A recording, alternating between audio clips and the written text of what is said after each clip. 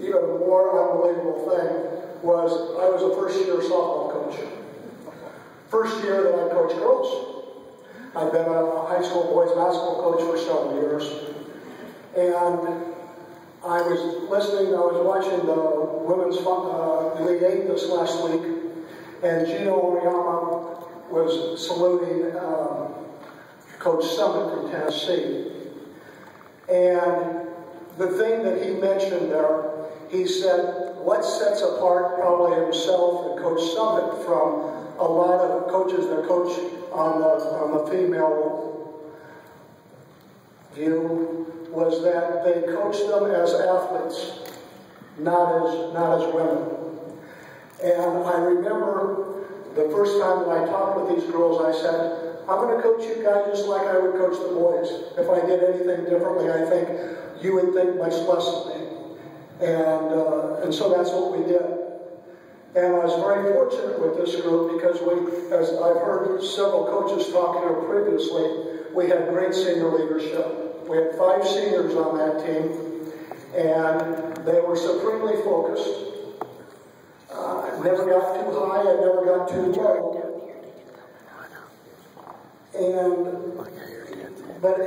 Last night we got together and we were watching the video from our state championship game against Casey. And back in the late 80s and the 90s, Casey was the juggernaut of girls softball. And if you'd ever seen them play or ever seen them warm up, it was something that was very awestruck, and it was very intimidating. And I can remember in the dugout, I was standing next to Lisa Mills, who was our shortstop at that time, and they were going through their warm-up, which, again, it's even hard to even describe. And they were finished, and Lisa looked up at me and she says, that was pretty neat, wasn't it? And I said, I think it truly was. But that was the time they always respected their opponents, but they never feared them.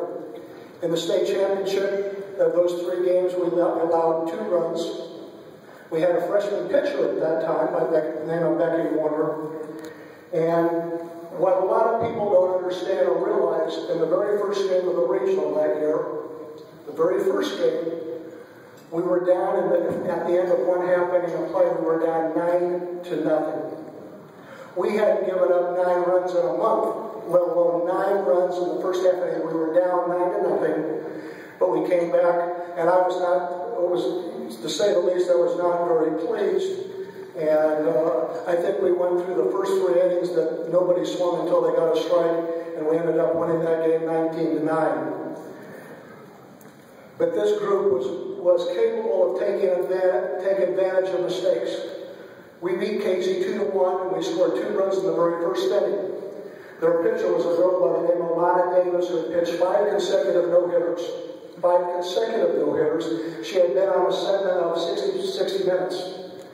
And we scored 2 runs in the first inning without the benefit of a hit, but we had aggressive base running. I'd like to introduce this team. My assistant that year was Rhonda Rock. Rhonda?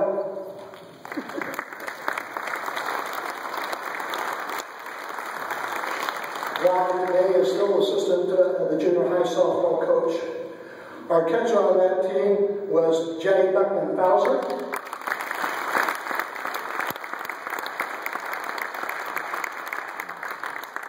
In fact, she was the one that scored our first run, and today she is the present-day Farmington softball coach with great success. The girl that scored our second run, which turned out to be the winner, was Carrie Watts-Colbert.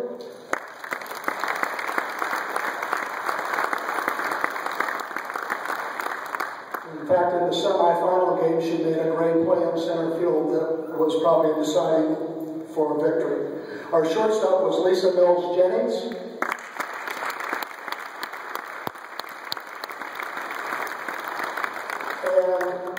We played the finals at Mineral Springs Park, and Lisa was the first person to hit a home run over the fence at Mineral Springs Park.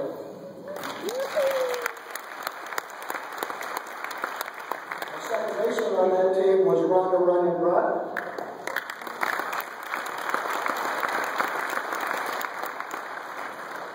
Our juniors, Denise Stanley Ryder,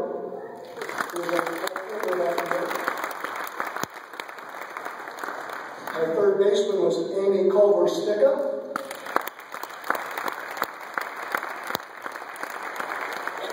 Amy was the one that had the last play of the game. Patty Cameron Small was an outfielder on there.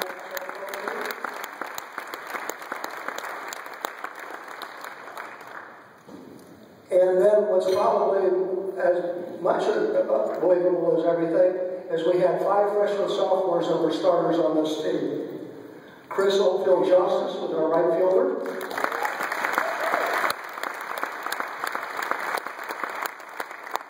Jody Patterson, I-18, was our second baseman.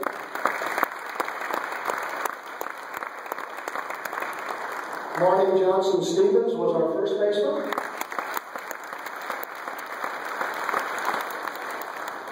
Don Stanley Nowman was our DH.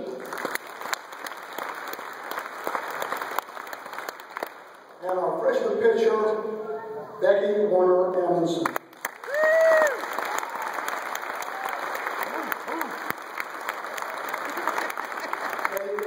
Young ladies here. And I can remember a coach from when we were playing up in the Quad Cities area said that they were mostly intimidated when we got off the bus because they thought they were a bunch of Amazons getting off the bus because they were good-sized people. Congratulations, girls.